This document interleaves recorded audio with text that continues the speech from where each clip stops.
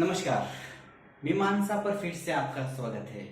जी हाँ, हिंदी मौलिक कक्षाओं का भाग नंबर 3 हम आपके सामने लेकर आ चुके हैं। भाग नंबर 1 और भाग नंबर 2 जरूर देखिएगा। तो चलिए शुरू करते हैं। इसमें हम बात करने वाले हैं मैं और मई के बारे में। 3 तरह के होते हैं मैं, इनमें हमेशा बच्चों को एक कंफ्यूजन रहता है। तो देखिए, ये जो मैं का जो रूप है ये तो है गलत, हमेशा ध्यान रखना है। मैं का जो मान लो अगर एक की मात्रा ही आ रही है इसका मतलब वो गलत है। बिंदी हमेशा यहाँ पर आएगी। बिंदी का मतलब होता है अनुस्वार, ये अनुस्वार यहाँ पर हमेशा होना चाहिए। अब इसका मतलब क्या होता है, इंग्लिश में अगर हम बात करें तो इसका मतलब होता है इनसाइड, यानी अंदर। अंदर की बात हम कर सकते हैं, या फिर हम कह सकते हैं स्थान। स्थान की बात हो आएगी, या हम कह सकते हैं आधार कह सकते हैं। तो ये आपको ध्यान रखना है, आधार। जैसे कि घर में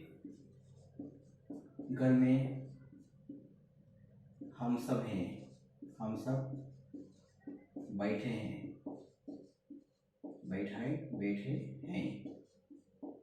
अब ये देखिए, ये क्या हो रहा है, ये मैं आ रहा है ना सिंगल, इसका मतलब ये क्या हो गया, ये स्थान बता रहा है। जहां पर स्थान बताने की बात आएगी वहां पर सिंगल आएगा, एक की मात्रा आएगी और उसमें क्या आएगी, बिंदी आएगी। ये ध्यान रखना है। और जब मैं पर 2 मात्रा आती है ना तो वो किसके लिए यूज होता है, सेल्फ के लिए। जब हम खुद की बात आती है ना तब हमेशा मैं पर जो है वो 2 मात्रा आती है। जैसे कि हम बात करते हैं, इसी को हम कह सकते हैं कर्ता। क्या कह सकते हैं, कर्ता। कर्ता यानी जो वाक्य में काम करता है उसे हम क्या कहते हैं, कर्ता कहते हैं।